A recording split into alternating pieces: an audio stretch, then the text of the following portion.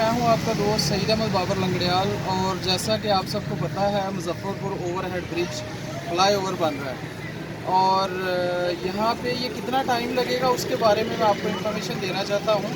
जो इन्होंने information display की है उसी के मुताबिक मैं आपको बताऊँगा कि इस प्रोजेक्ट पे टोटल कितना टाइम लगने वाला है, यानी इस प्रोजेक्ट को कंप्लीट करने के लिए इनको कितने टाइम की मोहलत दी गई है। तो ये जनाब 547 दिन टोटल टाइम है, जिसके बनते हैं 18 महीने और 23 दिन। और ये 2 अप्रैल 2023 को स्टार्ट हुआ था और इसमें 6 माह तकरीबन हो गए हैं।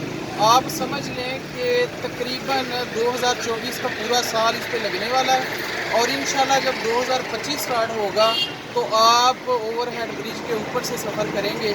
एक छोटी सी मेरी रिक्वेस्ट है कि आप जानते हैं, जब हम घर में भी कोई तमीर व तरक्की का काम शुरू करते हैं तो हमें दुश्वारी का सामना होता है। तो ये पाकिस्तान हमारा घर है।